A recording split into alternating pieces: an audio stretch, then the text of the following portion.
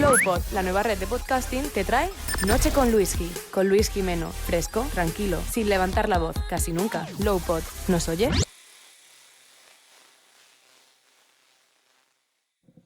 En los últimos años nos hemos acostumbrado a vivir en España todo un reality show en el mundo de la política, en el que hemos visto a políticos de algunos partidos cambiarse a otros. Hemos visto el caso en los últimos años del ahora diputado en las Cortes Valencianas por Ciudadanos, Toni Cantó, haber venido desde Unión Progreso y Democracia, partido en el cual militó durante muchos años. Caso muy parcial de la diputada socialista Irene Lozano, que después de estar varios años como diputada en el Congreso por UPyD, desembarcó en la fila del PSOE. Algunos políticos han llegado a probar suerte al mundo de la política sin a lo mejor esa experiencia en la gestión pública que se le debería de recorrer a nuestros representantes políticos. De hecho, la política se ha convertido en un sitio donde hacer negocio, o hacer dinero, mejor dicho. La política parece, en muchos casos, ha dejado de ser una vocación para convertirse en una profesión más a la que la gente se puede dedicar como a cualquier otra profesión. Sin embargo, hay otros políticos que han suscitado el aprecio y el reconocimiento de personalidades de todo el arco político. Uno de ellos es el ya ex parlamentario del Partido Popular en el País Vasco, Borja Sémper. El pasado 14 de enero nos enterábamos de que dimitía de todos sus cargos políticos. Él argumentaba que no se sentía quizás representado en la nueva forma de hacer política, por la crispación y por el enfrentamiento que hay entre todas las fuerzas políticas. Él, que siempre se la considera una persona pactista, moderada y muy abierta de mente, no se siente representado en esta nueva forma de hacer política en España. Ahora mismo procedo a leer una carta que Sémper, que durante muchos años fue teniente de alcalde, con 19 años se convirtió en teniente de alcalde en el Ayuntamiento de Irún, luego posteriormente ha sido diputado en el Parlamento Vasco y más recientemente concejal en el Ayuntamiento de San Sebastián. Pues es una carta que escribió en el año 1992, cuando tenía 16 años, en el diario El País. Hay que tener en cuenta que este chaval, que vivía allí, en Irún, que se crió allí en Irún, estuvo sufriendo constantes ataques por parte de toda la izquierda abertzale en aquel momento, encabezada por la banda terrorista ETA. En el diario El País escribía esta carta que me parece tremendamente interesante y que un poco sintetiza lo que es un político con una vocación y con un deseo pues, de unir a la sociedad y de hacer algo por la convivencia de todos. Borja Sémper decía: cuando tenía 16 años, como español que soy, nacido en el País Vasco, convivo, o por lo menos eso intento, con un grupo de simpatizantes de ETA y de HB, Herri Batasuna. Tanto monta tanto. Pero realmente el motivo de mi carta es el de expresar mi impotencia. Yo no puedo expresar mis ideas políticas libremente, ya que no son del agrado de esta gente. Tengo que tener cuidado al exteriorizar mis sentimientos para proteger mi integridad física o para que no se me queme accidentalmente el coche de mi padre. Tengo que aguantar, como mucha otra gente, expresiones como la de «vete a tu país si piensas así» y otro tipo de lindezas que no son merecedoras de ser citadas.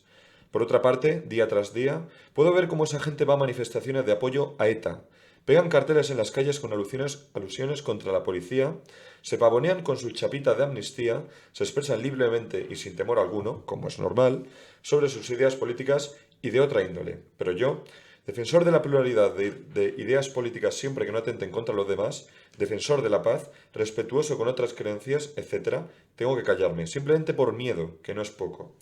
Ahora que proliferan las biografías del anterior jefe del Estado, críticas mayúsculas, comentarios, etc., para bien o para mal, esa época ya ha pasado. Y pido simplemente que estos escritores y periodistas, sin olvidar la etapa anterior de España, se centren en la dictadura que se padece hoy en el País Vasco. Porque aunque no guste, es una dictadura, eso sí, de una inmensa minoría.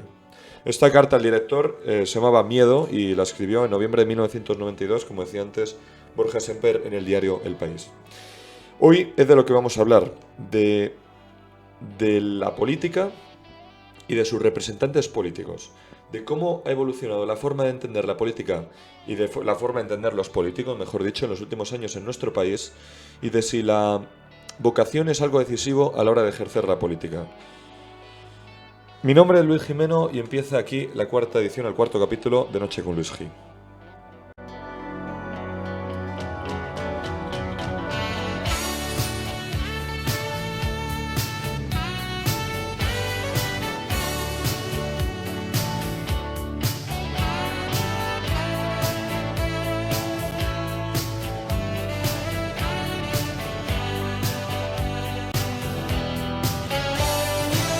Hoy, digamos que no tenemos una mesa tan llena de gente como en otras ediciones de nuestro programa. Tenemos a nuestro omnipresente, a nuestro querido amigo, compañero y yo considero ya casi experto político, Jorge Molina Pazos, que también es director del programa Me Levanto y Me Voy de esta casa, que por cierto, dentro de unas pocas semanas empezará ya su tercera temporada. Y tan pocas. Estamos hablando con la Carlos III para volver. Algún día, sí, estamos hablando... Para volver allá por el 13 de febrero, el Día Internacional de la Radio. Día en el que tú el año pasado no estuviste porque tenías clases, estabas en un bachillerato, pero la verdad que lo pasamos muy bien. Lo mejor fue cuando salimos del estudio y preguntamos ¿qué tal? Y nos respondieron, ¿no? Y nos dicen, bueno, con la cabeza hacia abajo, bueno, quizás esta no sea la forma de hacer radio. Eso fue lo que... Yo digo, Jorge, ¿tú algún día te dedicarías a la política?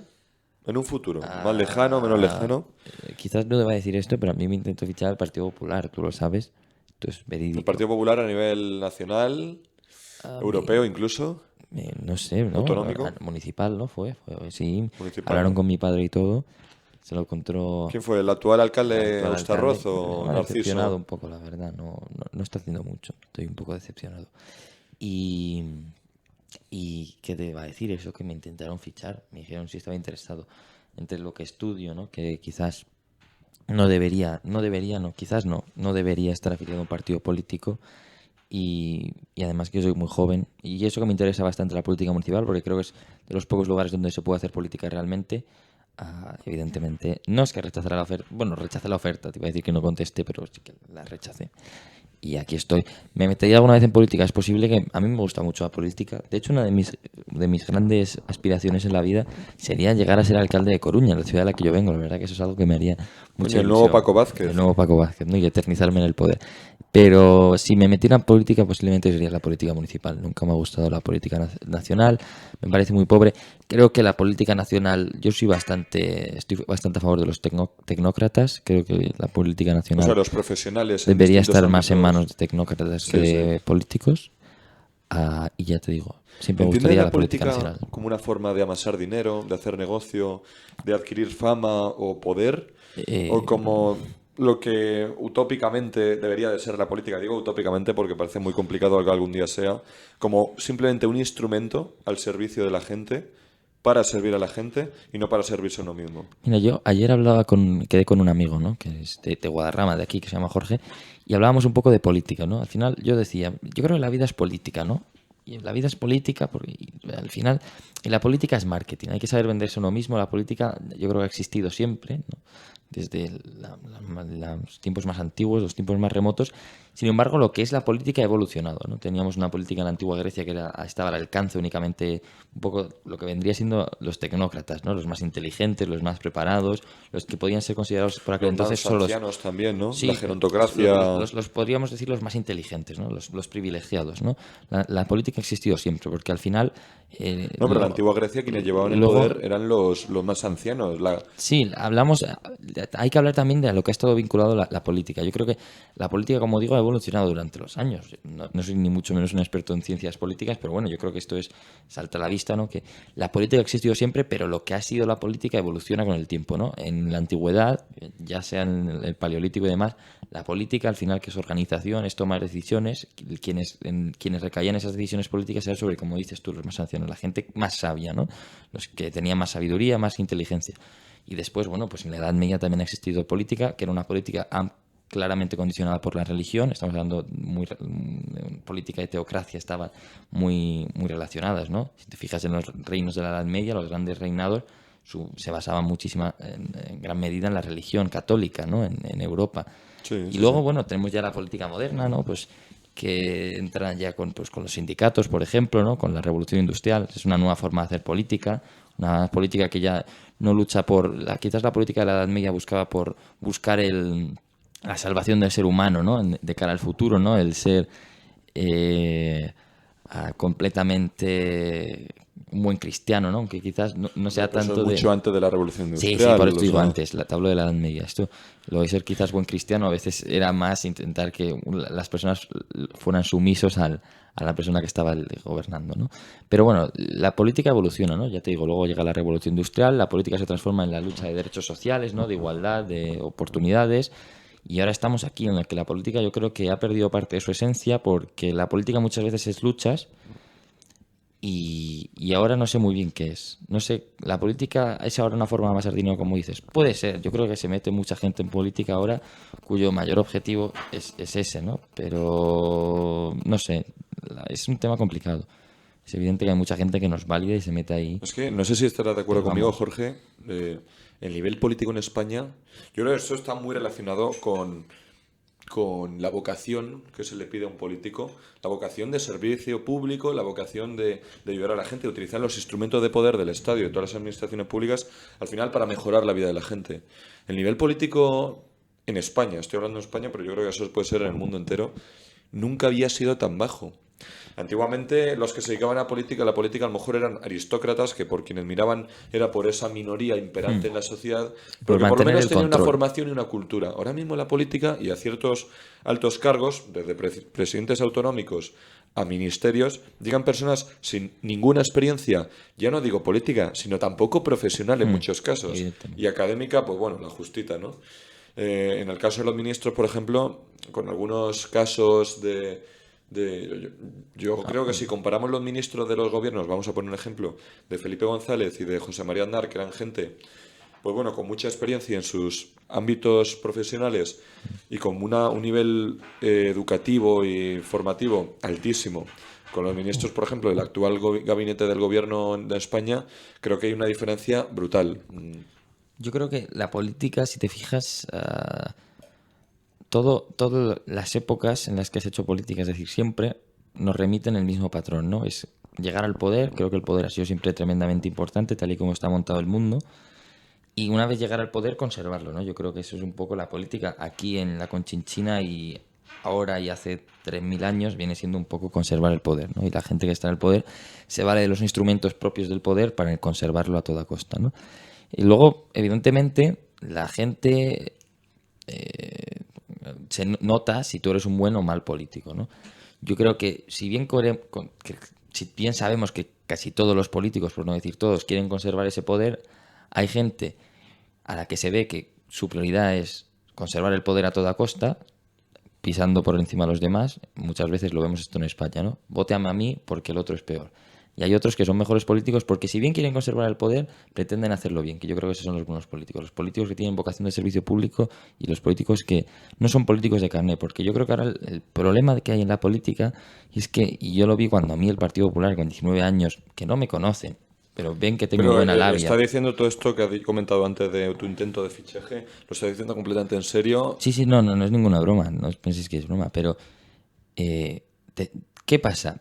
Ven un chaval con labia, ¿no? Quizás con capacidad de reflexión, de razonar, y dicen, pues a por él. Ni siquiera saben si tiene su ideología o no, pero lo que nos resume esto, ¿no? Lo que nos transmite es que ahora mismo se buscan políticos de carne, es decir, gente que desde joven esté dentro del partido, que vean al partido un poco como es de lo que se quejaba el otro día Semper, ¿no? Un partido no es una secta, el partido no tiene que estar por encima de los ciudadanos, no tiene que estar por encima de la vocación de servicio público, pero ahora es un poco lo que nos transmite. Creo que en la Comunidad de Madrid, donde el PP se ha eternizado en el poder, bueno, ha ganado las elecciones, ¿no? Pero hay un claro ejemplo. Tenemos a la señora Ayuso, cuya experiencia profesional fuera del Partido Popular es escasa, por decir Y dentro nula. tampoco te creas que... Y es una política de carnet, es decir, se afilió y estudió periodismo, no sé si le fue bien o mal, pero bueno, se afilió al PP con 20 y pocos años, si no me equivoco, 25 creo, y bueno, ha desempeñado cargos dentro del PP, muchas veces con una relación estrecha. Estos cargos han tenido una relación estrecha con los que ha tenido Pablo Casado, de ahí la buena relación y buena sintonía que mantienen ellos dos. Y ha llegado a donde está ahora, ¿no? Sin ninguna experiencia profesional, apenas. Pero de nuestros líderes políticos. Pero fíjate con José Luis, el alcalde de aquí, no deja de ser más o menos lo mismo. José Luis sí. Álvarez Ustarrón, ¿no? Sí. Creo que era el alcalde de Madrid. No. Es que y yo creo que al final lo malo de esto son dos cosas. Uno, que no conoces cómo es el mundo real muchas veces, ¿no? No has sufrido lo que puede ser no encontrar trabajo, que te despidan, que te dejen que te contraten, que no te suban el sueldo, que demás, porque yo creo que hay que pasar por todo, ¿no? Si un político, al final un político tiene que dominar lo que es la sociedad en sí, lo que es la vida en general, porque la política, como te decía antes, la vida es política. Si no has vivido la vida real, porque vamos a ser realistas, una persona que con 24 años hasta los 40 está trabajando dentro del Partido Popular, con un empleo fijo, con un tal, no ha vivido la vida real. Pero, bueno, esto lo encontramos en todos los partidos, por supuesto. Sí, evidentemente.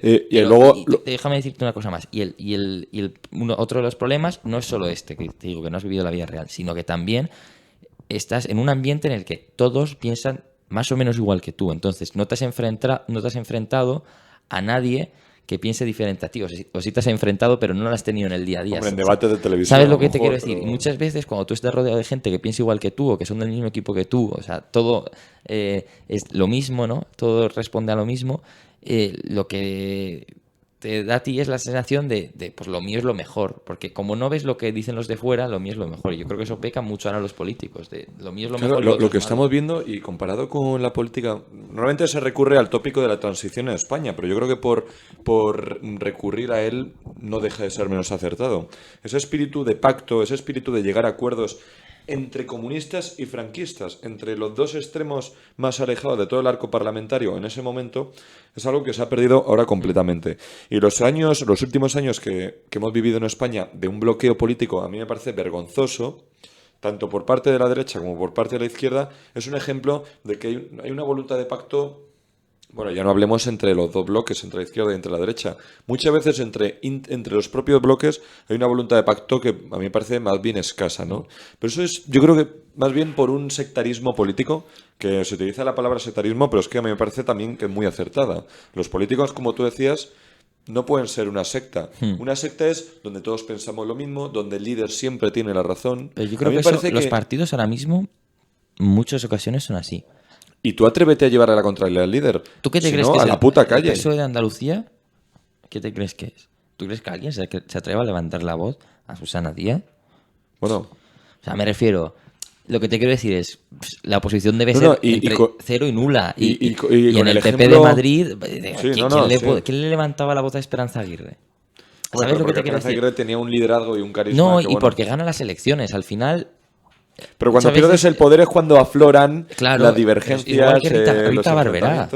¿Qué pasa con Rita Barberá en Valencia? Rita Barberá gobernó 24 años seguidos en Valencia. ¿Y qué pasó? Pues que nadie le levantaba la voz a Rita Barberá. Y Rita Barberá, todo el mundo en Valencia sabía que si fuera con el PP, fuera con el PSOE o fuera con los comunistas, Rita Barberá iba a ganar. Entonces, ¿y quién le iba? Igual que a Teófila en Cádiz o igual que a Paco Vázquez en Coruña, no, que es un caso que tengo más cercano. Nadie le levantaba la voz. Luego cuando se va esa persona o cuando pierde las secciones, ahí es cuando de repente se empiezan a ver las diferentes familias ideológicas y demás. Por lo que te digo, todo remite a lo mismo. El poder, el querer tener ese poder, el poder alcanzarlo, ¿sabes lo que te digo? Pero ahora mismo consensos políticos que hubo unos consensos muy importantes hace unas cuantas décadas, no solamente en la transición, sino en los primeros años de la democracia, más que nada para articular este sistema democrático del que podemos disfrutar ahora mismo consensos que hay entre los partidos, ahora sobre todo que han aparecido en los últimos años un partido de derecha radical como es Vox y un partido de izquierda radical nacionalpopulismo como es Podemos. Nacionalpopulismo de izquierda y ¿En qué se pueden poner de acuerdo Vox y Podemos, por ejemplo? Mira, yo creo que el problema del sectarismo político y todo esto de los pactos, de que no se puedan pactar, de que no haya acuerdos, no es algo que haya pasado de la noche a la mañana. Esto viene de muy lejos. Es verdad que durante la transición, que yo creo que es un ejemplo modélico, ¿no? Hubo unos años de más pactos, pero porque también la situación lo requería, ¿no? Por ejemplo, Podemos criticar eso. Santiago Carrillo y Dolores Irurbarri no les gustan. ¿Por qué no les gustan? Porque... Bueno, circula por ahí en internet una entrevista que le hizo Pablo Iglesias cuando todavía era solamente el presentador de La Tuerca a Santiago Carrillo cuando todavía vivía. Me parece que murió hace 8 años. Sí, vivió hasta muy, muy anciano. hasta una edad avanzada, pero Podemos, por ejemplo, yo me he leído ahora un libro de Podemos y critican eso, ese espíritu que el Partido Comunista Que pactara renunció a la bandera. Sí, no, que renunció al antifascismo, que renunció a la bandera de 1931, ¿sabes lo que te quiero decir? Que O sea, aceptó al rey, el himno. que al final siempre hay gente radical que está en contra, pero lo que esta situación de que no se pueda pactar, esta situación de que haya mucho enfrentamiento no es nueva. ¿Y por qué te digo que no es nueva? No es nueva por una situación, por una cuestión clara.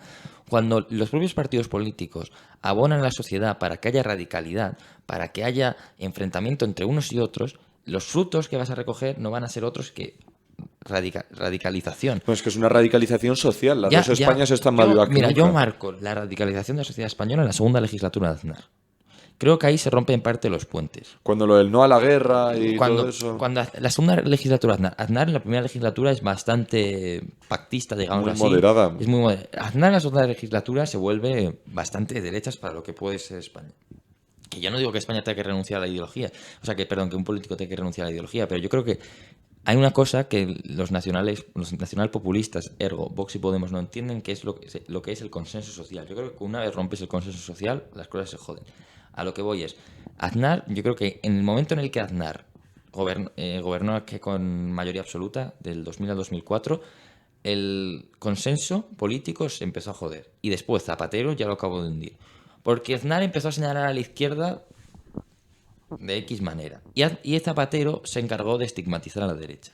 Con ejemplos claros tenemos la ley de memoria histórica. No solamente la ley de memoria histórica. Pero, acuérdate del pacto que hubo en el año 2003, el pacto del Tinel, pero yo no que te hablo de fue pactos. básicamente un cordón sanitario al PP. Ya no te hablo de pactos, te hablo de la estigmatización de la derecha. Te hablo de Zapatero, por ejemplo, igual que lo hizo Aznar con la izquierda.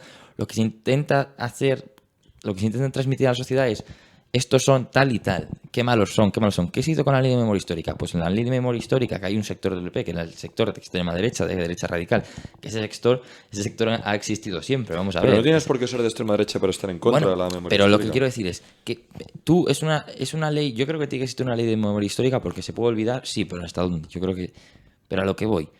En el momento en el que tú estigmatizas a una parte de la población diciendo: si no votas a favor de la ley de memoria histórica eres tal, eres cual, eres tal, y se asocia esa parte de la población desde la propia presidencia del gobierno, interesa asociar esa parte de la población al franquismo en este caso, mal. O intentes, cuando estás en contra de la ley del aborto, si estás en contra de la ley del aborto, ¿no? Cuando está la ley del aborto, eres un retrógrado, ¿sabes? Esto es un poco lo que hizo durante la administración Zapatero. No admitir la pluralidad de ideas, que es un poco lo que hizo la segunda legislatura de Aznar. Y cuando tú... Pero yo creo que lo de Zapatero fue mucho más grave Sí, que lo de... pero porque Zapatero Zapatero hizo cosas que... intentó, para conseguir apoyos políticos externos, en el caso de los nacionalistas catalanes, prometió cosas que ni eran necesarias para su tiempo. Voy a poner el ejemplo del Estatuto de Cataluña del año 2006. Zapatero, antes de ganar las elecciones, hay una frase muy famosa que le dice a Pascual Maragall, que ya era presidente de la Generalitat, le dice: apoyaré todo lo que apruebe el Parlamento de Cataluña en relación con el Estatuto de Cataluña. Un nuevo estatuto, que el anterior era de 1980, que ni siquiera Convergencia y Unió, entonces liderado por Artur Mas, ni siquiera ellos lo pedían. Ni siquiera ellos pedían en la elaboración de un nuevo estatuto, que al final lo que hizo fue dar el pistoletazo de salida a toda la situación que estamos viviendo en Cataluña. Creas, porque el independentismo no deja de ser lo mismo que Podemos y Vox. En el fondo son un poco nacionalpopulismo. O sea, hay un problema grave para la sociedad identifica un problema grave y hay una válvula de escape que el sistema hasta ese momento establecido no aporta. Nacional porque se basan digamos que es como la nación por encima de todo, aunque cada uno con su concepto de nación, ¿no? Vox es la patria, el independentismo deja de ser un poco también la patria, depende de la patria, o sea, depende del independentismo. Porque tenemos lo que llaman la patria de bandera y demás, que es para la derecha, y luego tenemos Podemos, que como dicen, la patria de los derechos sociales o algo así, ¿no? Mira, pero la patria de los derechos sociales todos estamos a favor, dicen, ¿no? No sé cómo decían. Nuestra patria es la gente, decía Pablo Iglesias. Algo así. Bueno, al final, ellos ¿por qué nacionalpopulismos? Bueno, tampoco te voy a dar yo aquí una explicación porque no tampoco soy, como te digo, experto, pero más o menos porque lo que te vienen a decir es que se ensalzan la figura del país o un conjunto, ¿no? Para Pablo Iglesias, que era el conjunto, el pueblo, la gente, ¿sabes? Eso era como la patria. Para Vox adueñarse de... Para Vox es la bandera. Por ejemplo, para Podemos era carnet de buen ciudadano y de mal ciudadano. Mal ciudadano, banquero, empresario, tal, ¿sabes?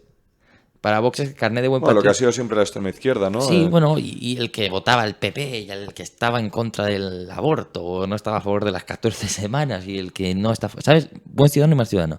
¿Con Vox qué es? Buen patriota y mal patriota. Mal patriota. Completamente Eres de de acuerdo izquierda, contigo, sí, eres sí. de... Estás a favor del Partido Socialista. Mal patriota. Pones una bandera de España en tu casa. Buen patriota. ¿Sabes lo que te quiero decir? Con el independentismo es igual. Buen catalán y mal catalán. Buen catalán. Butifler No, y- el que y bueno, buen pues catalán. defiende el catalán, habla en catalán, está a favor del independentismo, tal. Mal catalán, no, tal. ¿Sabes? Eso es por el nacionalpopulismo. Pero esto yo creo que va mucho... Y son problemas. ¿Por qué populismo? Soluciones sencillas a problemas jodidamente difíciles. Ergo, Demagogia, España nos demagogia. roba, la renta básica para salvar a todo el mundo. Bueno, a mí, por ejemplo, esto que va a hacer el Luego nuevo gobierno... no, las pensiones o autonomías. Bueno, pues ya te digo. O sea, No, no, aquí- es una serie de lindezas y son frases Son que... populismo. No, son frases para arrancar el aplauso fácil. ¿Y Que qué yo es lo creo peor que- del nacionalpopulismo? Que enfrenta a unos y a otros. Eso es lo malo. Y que se basa el motor, Claro. la gasolina del nacionalpopulismo. Y esto lo verás en Podemos, que se han moderado, es cierto, ¿eh? Pero Vox, Podemos y los independentistas tienen la misma gasolina para mover su partido o su movimiento. claro, esto va- El odio al contrario, la estigmatización Jorge, del resto. Esto va un poco a cuento con lo que estamos, lo que era el tema del programa de hoy, ¿no? La política ha dejado de ser una vocación a la que la gente se mete para conseguir cosas acordes con su propia ideología. No es lo mismo que todas pueden ser cosas, primero con buena intención y luego cosas que sean útiles para el ciudadano, pero no va a ser lo mismo para un partido de izquierdas que para un partido de derechas lo que es útil para los ciudadanos, ¿no? Pues ahora simplemente se ha convertido la política en un conjunto de eslóganes vacíos, de aplausos fáciles y de a ver quién la tiene más grande, ¿no? En la política. Fíjate, yo creo que se nota lo mala que es la política en una cosa muy sencilla. En el vótame a mí porque el otro es peor. Es que es lo que vemos en los debates de televisión. Es que es lo que vemos. Pero en la política sobre todo lo que falta es pragmatismo. Y mira, y tú te ves, sí, yo soy una persona que me considero pragmática y lo echo de menos el pragmatismo. Pero tú te ves los discursos de la investidura. Y es que son no pobres. Lo siguiente. Bueno, hay algunos que eran muy... Hay algunos que son mejores. No, vale, pero los discursos yo creo que la política ha entrado en un juego vicioso. ¿Tú sabes cuál fue el discurso menos aplaudido que hubo en el debate de ¿Cuál? investidura, no? El de Ana Oramas. Y muy buen discurso. No, ¿sabes por qué? No le aplaudió nadie, ni lo de la izquierda ni lo de la derecha, porque repartió estopa a todos. Es verdad. Ni siquiera el de Nueva Canaria le aplaudió. Los de derecha le decían, no, ustedes ahora no me aplaudan ni me den las gracias porque hace una semana me No, no, estaban pero llamándome completamente traidora, cierto, ¿no? O sea, pero El discurso del de Navarra Suma me parece también buenísimo. sí que es cierto, fíjate que la bajeza política, el nivel político ha bajado mucho, está muy mal. Y sobre todo yo creo que es muy difícil salir de aquí, por lo que te digo, porque esto es un poco como lo que pasaba en Barcelona, ¿no? Cuando en Barcelona tuvimos aquellos disturbios en octubre, ¿no? Que empezó con ¿cómo fue? Lo del aeropuerto y demás, ¿no? Y después empezaron las quemas de las barricadas, la quema de mobiliario público durante las noches en la ciudad condal y demás. ¿Qué pasa? ¿Por qué se quería detener eso? Porque el radicalismo es muy fácil que empieces, es muy fácil prender la mecha del radicalismo, es tremendamente sencillo, porque que dos personas se enfrenten es tan fácil, y más en política, al final es un poco de provocar, pero es tan difícil apagarlo, y eso se vio aquellas noches en Barcelona, que ¿por qué querían pararlo? Porque una vez empieza el radicalismo, es tan difícil pararlo, y en la política española es igual, porque ¿quién va a ser el valiente que dé un paso atrás y de repente empieza a decir, vale, por el bien de España, tal, tal y tal? Bueno, el año 2019 es el mejor ejemplo de todo eso. El año 2019 es en el que hemos visto, en primer lugar, que un político tan irresponsable, afortunadamente ya retirado, ahora mismo la gente le quiere beatificar, pero afortunadamente retirado, como es Albert Rivera, impidió que en España hubiera un gobierno moderado de centro-izquierda, dar estabilidad a España Yo no y además diría ni de incluso... centro-izquierda, yo diría de centro, porque tienes socialdemocracia y socialliberalismo, no deja de ser centro-izquierda Bueno, y centro-derecha. sí, pero porque bueno, el Partido Socialista es el que era el que tenía más poder, lógicamente, por Sí, el número bueno, de sí, votos sí. y escaños, ¿no? Pero, aparte, incluso por sus intereses personales, los de Ciudadanos como partido, yo, que fui votante de Ciudadanos hace 9 meses, hubiera entendido perfectamente que por el bien de España, que es una frase que a la gente le gusta mucho repetir, pero que en la práctica no hacen demasiado, por el bien de España y que hubiera un gobierno moderado que no dependiera de la extrema izquierda y de los separatistas, pues Ciudadanos hiciera a Pedro Sánchez presidente, aunque él se hubiera convertido en vicepresidente del gobierno, lo cual para Ciudadanos era muy útil. Que en España haya un partido de centro, centroizquierda, centro-derecha, liberal, lo que hace es, para los propios intereses de Ciudadanos, es perpetuar a ese partido en el poder. Imagínate que en las siguientes elecciones Ciudadanos incluso podía permitirse el lujo de bajar en votos, pero imagínate que en las siguientes elecciones ganaba el Partido Popular. Pues Pablo Casado presidente y Albert Rivera mantenía esa vicepresidencia del gobierno. No llegas a la Moncloa, pero estás siempre en el gobierno, ¿no? En el año 2019 también hemos vivido otras cosas. Hemos visto a un presidente de la Generalitat, el señor Quim Torra, instar y arengar a las masas en Cataluña para provocar desórdenes públicos, que es lo último que puede hacer un responsable Quim Torra yo no político. le considero presidente. Lo que decía el otro día Jessica Albiach de los comunes, y tiene toda la razón. Es que el problema del señor Torra es que no es un presidente, es un activista. Y es verdad. Es un activista, pero de momento es el muy honorable presidente. Dices, no, es que hemos tenido que negociar los presupuestos. Evidentemente, con Torra no los hemos negociado. Pero porque el señor Torra es de todo menos presidente. Es un mero activista que lo único que hace es ir aquí, ir allá, hacer un discursito, pues la típica tontaina de ¿sabes lo que te quiero decir? Pero mientras eres presidente de la Generalitat de Cataluña, nunca puedes decirle a la gente que salga a rebelarse contra el Estado. A que salga, principalmente porque tú, aunque eres presidente de la Comunidad Autónoma de Cataluña, al final eres el representante de España, eres el representante del poder, mejor dicho, en Cataluña. Nunca puedes volverte contra un poder que al final está por encima de ti. Tú eres un subordinado, al final las comunidades autónomas, queda mal decirlo, pero están subordinadas al Estado. Es la legalidad, no tiene nada de malo. Pero, ¿sabes? Mira, Torra, el hecho de que Torra sea presidente no es una casualidad, no es algo que haya ocurrido porque sí, o sea, de repente, o sea, tiene una explicación.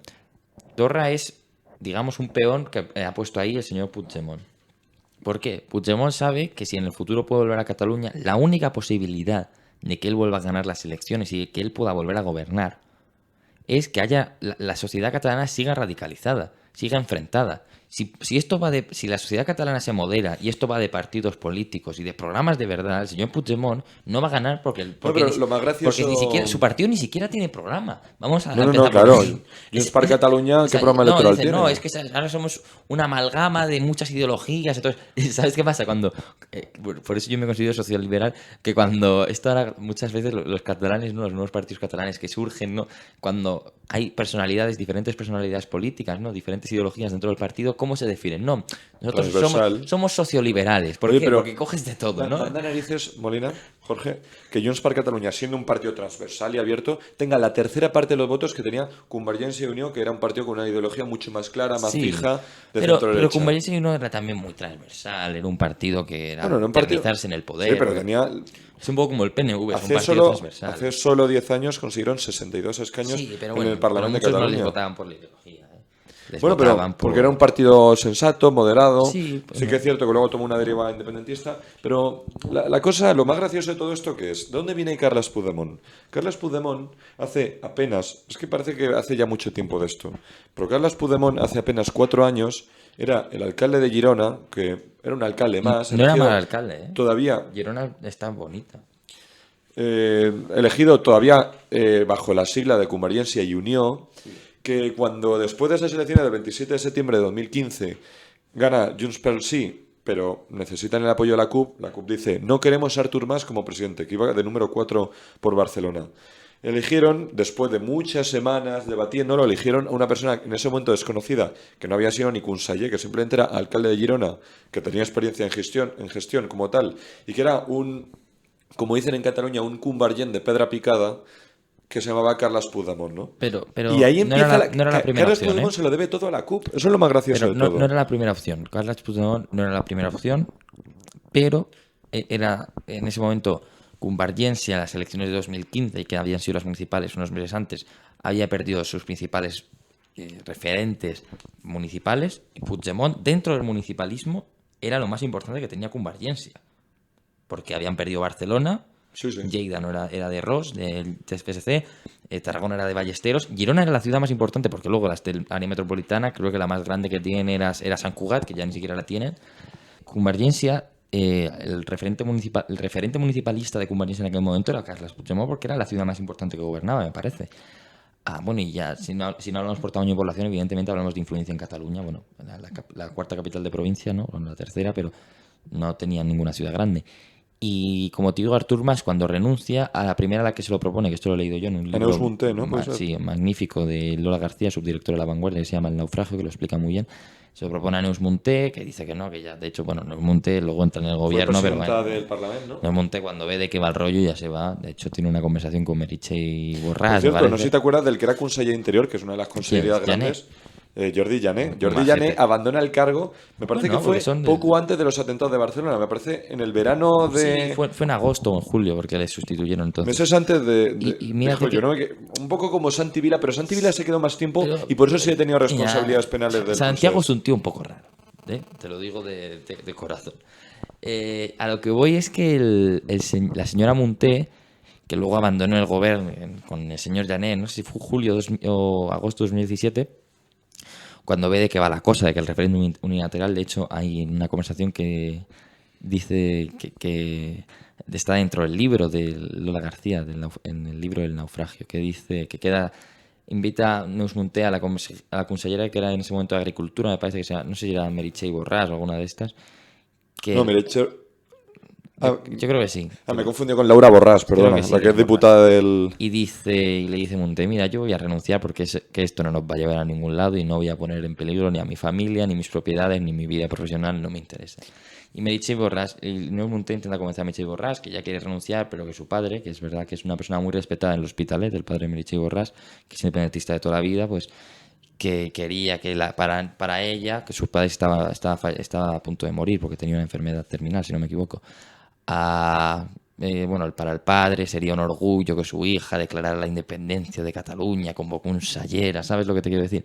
Y al final, bueno, Borràs sigue en el gobierno y está en la cárcel, me parece, no sé. No, ¿está en la cárcel? A lo mejor, no, esta fue de las que soltaron con Mundó y Vila y Borràs. Fueron los tres que le soltaron confianza de 200.000 euros, me parece. Ah. Pero bueno, más que nada, a lo que íbamos, que me voy Pero, primero por sí, las ramas. no, la Va cosa Munté, creo que se lo preguntan al señor que está gobernando en Barcelona, que ahora mismo no sé por qué no me sale el nombre, del exalcalde de Barcelona en 2011-2015. De Xavier Trias. Xavier Trias también, pero no. Y de hecho se llegó a pensar en el hijo de Puyol, pero bueno. ¿En ya Uriol? está. No, Olegué, ¿no? Uriol, No, sé. Uriol era el que estaba más Bueno, metido en Uriol CIU. estaba ya donde estaba. Y eso, y al final tiran de Puigdemont, que es una persona que más no conoce apenas. Y bueno, ahí Hombre, está. la que ha metido mucha caña también.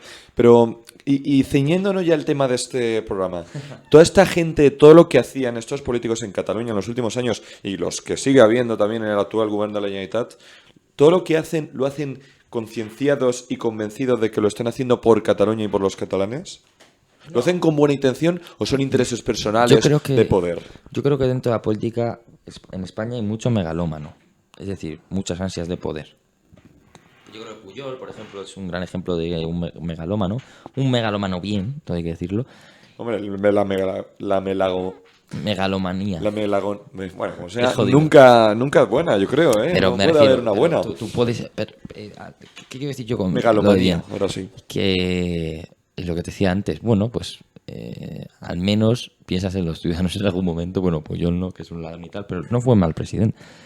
Y luego, bueno, es que al final todos los ejemplos de la política española nos resumen a eso, lo que hablábamos al principio del programa, el poder, querer mantener el poder, querer llegar al poder. Pues yo creo que la política española está tan vinculada al poder, tan vinculada al ascenso, Oye, pero tan vinculada a los... Fíjate a Albert Rivera, ¿por qué Albert Rivera no quiso pactar con Sánchez? Porque él veía que la Sí, pero mejor... también es cierto que luego ha dejado el poder, igual que Mariano Sí, Rajoy bueno, el año pero pasado. porque ¿eh? sabía que ya no iba a llegar. Yo creo que él ya sabía y dice, bueno, mira, tuvo dignidad, yo lo aplaudo, pero bueno, el señor... Bueno, Mariano Rajoy el año Sí, anterior. cierto. Pero el señor Rivera, si no pacta con Sánchez, porque considera que la mejor opción de llegar al poder para él es esta. O sea, es intentando superar a Pablo Casado, ¿sabes? Igual que Pablo Iglesias no pactó con tal, bueno, porque veía que la mejor opción de llegar al poder... Hace 4 años ese gobierno ¿Sabes lo que te hipotético quiero decir? entre Albert Todos, Rivera y Pedro Sánchez, Todos ¿no? los políticos, yo creo que es el principal problema de la política española, entre otros, es que está demasiado vinculado al poder. En este país tenemos unas ansias de poder, tenemos unas ganas de estar arriba del todo, de liderar, de manejar, ¿sabes? Y eso yo creo que es malo, porque claro, al final... Claro, y de los 4 grandes líderes políticos que hay ahora mismo en España, Casado, Sánchez, Iglesias y Abascal, por supuesto, ninguno de los cuatro ha tenido, destaca su experiencia profesional. A mí me gustaría tener un líder o un presidente, ya no digo presidente, ya un líder político al que votarle, que diga, ¿sabes que ha estado 20 años o no sé cuántos años trabajando en grandes empresas, con un currículum, joder, que te quedes asombrado? Es que ninguno de esos cuatro está liderando su partido por su valía, sino por su carisma. Es que ahora mismo a los políticos se les pide otra serie de cualidades que las que se les pedía antes. Decía Pablo Iglesias, que estaba buscando aquí la frase, decía Pablo Iglesias, la política no va de tener la razón, sino de tener éxito. Yo creo que esto es así. Claro. Esta frase resume a la Jorge, perfección la política española. No vale que seas bueno, no vale que tengas talento. No vale que lo que vale es que sepas hablar, lo que vale es que seas guapo, lo que vale es que sepas moverte por la televisión. No vale que saques un gráfico diciendo hemos creado empleo, hemos creado... No, lo que vale es decir, mira qué malo es el otro es un cabrón, ja, ja, ja, ja. ¿Sabes lo que te quiero decir? Claro. El pisar al otro. Por eso Vox y Podemos han triunfado tanto en este país. Nunca hay política en positivo en los últimos años. Pero, ¿sabes? Yo creo que eso está muy relacionado, yo creo que tendríamos que tratarlo en los próximos programas. ¿Por qué han crecido tanto los populismos? Donde marco a Vox y a Podemos, que para mí son izquierda y derecha radical. Me da igual. Para mí hay sectores más moderados, evidentemente, dentro de esos partidos, pero hay izquierda y derecha radical. Y igual que, como te decía antes, que el independentismo nacional populismo. También hay que mencionar, hay otros políticos actualmente en activo, como el caso de Margarita Robles o de José Luis Martínez Almeida, que sí que han tenido una experiencia profesional bastante notable. Pero son minoría y no son de la nueva escuela. Eso es importante, ¿eh? La nueva escuela es peor. Pero al final es que lo que vende en este país es el otro es malo, el otro es peor que yo, vótame a mí. Por eso al final los populismos crecen tanto, porque en un contexto en el que va de decir la mayor burrada, de lo que decías tú antes, de a ver quién la tiene más larga, unos parten con ventaja. Porque Pablo Casado, aunque a veces le sale ese impulso, no se va a poner a decir gilipolleces, no se va a poner a decir locuras, como se puede poner a decirle a Javier Ortega Smith, ¿me entiendes? Igual, porque representas un partido que no es de derecha radical. Claro, es lo que te quiero decir. Igual que Pedro Sánchez... venga, Pedro Sánchez a lo mejor...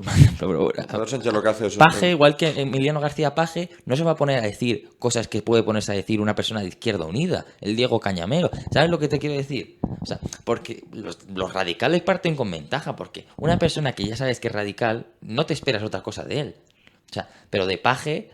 o de Casado o de Feijóo sí te sorprendería. No puedes ir a ver quién la tiene más larga. Entonces, pero faltan políticos pragmáticos que sepan, yo ya te digo, sepan llegar a acuerdos y sepan el problema cómo es que la radicalización del panorama político, cuando tú radicalizas a la sociedad, porque la sociedad no se radicaliza sola, vamos a ver, esto no de repente no pasa que un día los ciudadanos se enfrenten unos a otros. Esto no es así.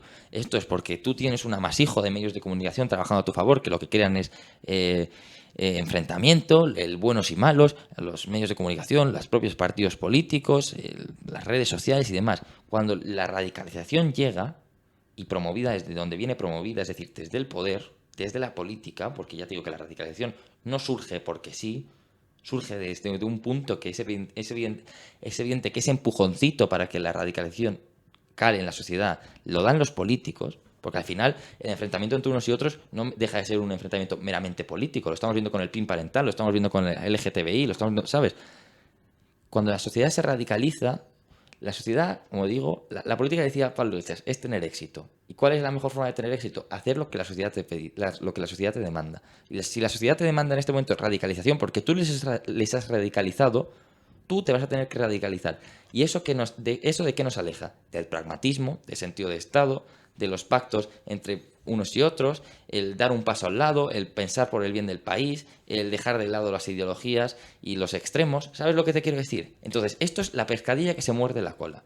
¿Tú crees que ahora Pablo Casado puede adoptar un tono más moderado? Debería, pero no se atreve. Pero esa es la cuestión, es que lo hace en función de las encuestas. Tiene miedo a perder votos. ¿Y por qué tiene miedo a perder votos? Porque no quiere perder el poder. Es que al final esto es una pescadilla que se muerde la cola, un círculo vicioso. Pero si los políticos cambian su tono, su discurso, no es por sus convicciones, por su ideología o por sus ganas de servir a la gente, sino en función de las encuestas. A ver, quien lo resumía muy bien es Mariano Rajoy, que no sé si te acuerdas, en 2019 cuando murió Alfredo Pérez Rubalcaba escribió una tribuna en El País despidiéndole, y me parece que en un párrafo resume perfectamente lo que es la política de hoy y lo que es esa política clásica, de la cual pues se podría decir que tanto Rubalcaba como Rajoy han sido unos grandes exponentes, ¿no?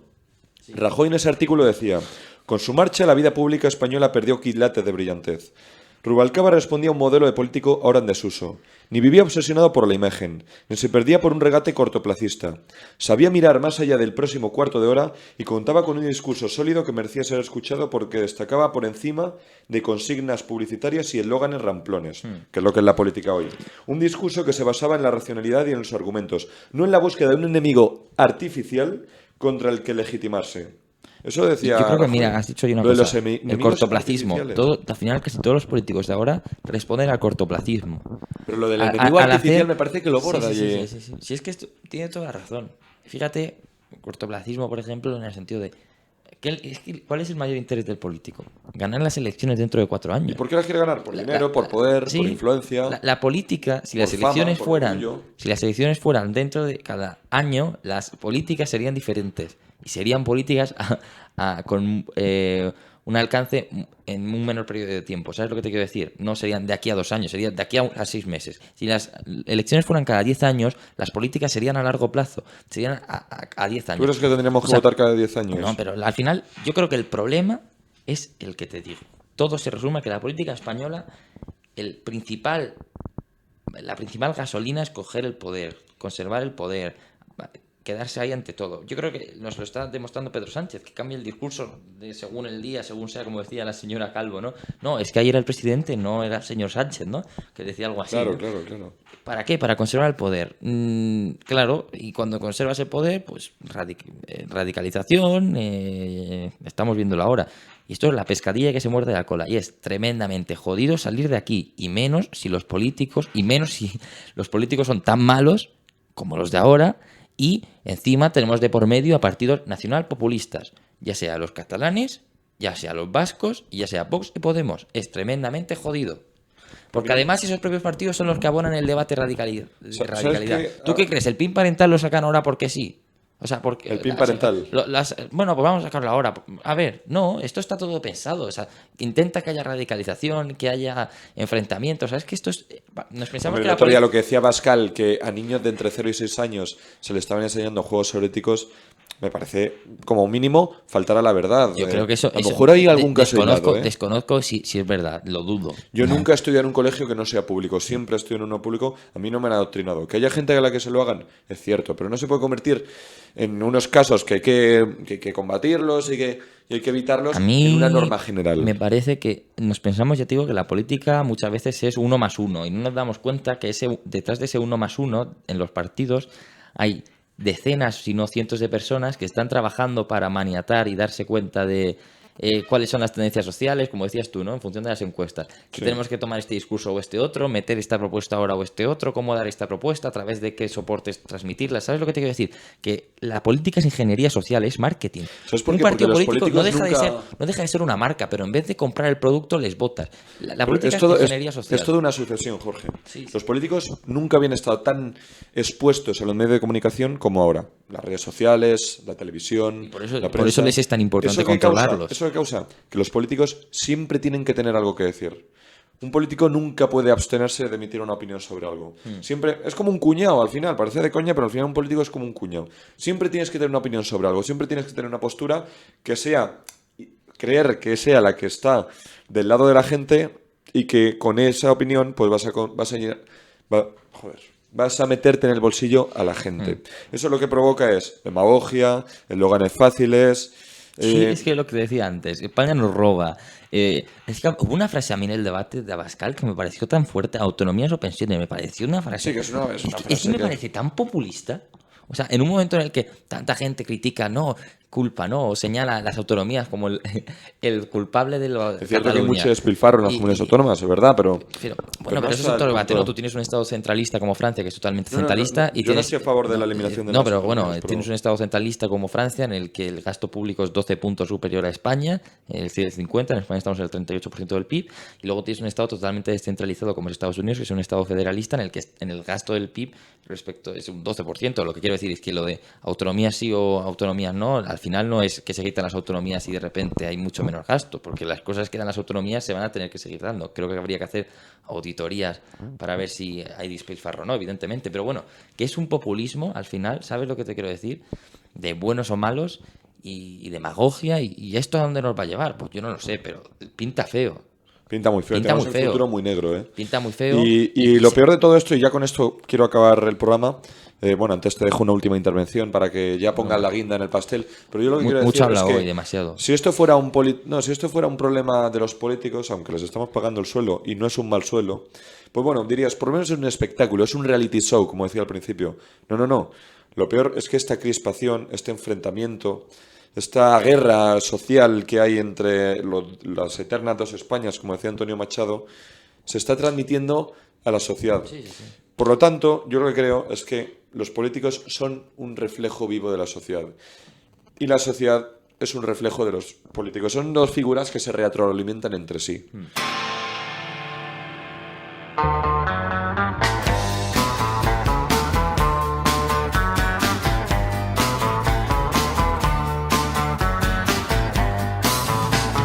Outside there's a boxcar waiting. Outside the family stew. Out by the fire breathing. Outside we wait till face turns blue. I know. Tú y yo vamos a acabar montando un partido político, por supuesto, de centro. Bueno, y amigas y amigos... Bueno, cuidado, a ti según cuando te pillará te veo más sí. centrado, pero Sí, cuidado con Twitter, no te lo hagas. Coño, yo creo que es Twitter que me está desintoxicando. Que, amigas y amigos, muchas gracias por escuchar este largo programa de Noche con Luisgi. Esperemos que no tardemos mucho en repetir, en volver a hacer un nuevo programa. Todo eso depende de la disponibilidad de nuestro patrón Jorge Molina. Bueno, nuestro patrón Jorge Molina en este caso. En el caso de Me Levanto y Me Voy, nuestro patrón es Pablo Echenique, como no puede ser de otra Y aquí forma. es Borja siempre, tampoco. Aquí es Borja, en Tampoco. Noche con Luigi. No, ejemplo de político moderado, abierto de mente y aparte con espíritu. Yo creo que la derecha, un error que comete Vox es que es demasiado conservador. Las nuevas generaciones, y eso... Bueno, por eso es que no lo quieren asumir. Pero igual que la izquierda no quería asumir, la izquierda radical, que la lucha de clases era algo totalmente y desfasado. la izquierda es muy conservadora en ese sentido, claro. Bueno, más que conservadora, yo diría rancia. Nosotros, como somos jóvenes, por definición, tenemos un espíritu mucho más abierto y nos hemos criado en una mentalidad mucho más tolerante, mucho más moderna. Y yo creo que los políticos deberían espero que sea así, conforme haya un relevo generacional en la política, que parece que ese relevo generacional significa políticos de menos nivel, pero bueno.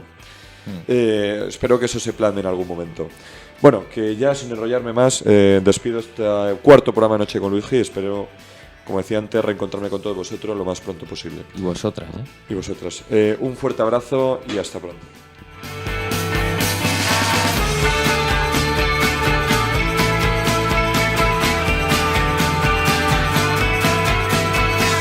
There's a wait so long. You never wait so long. Here comes a man. Here comes a man. Noche con Luisgi, con Luis Jimeno, fresco, tranquilo, sin levantar la voz, casi nunca, low pod. ¿Nos oye?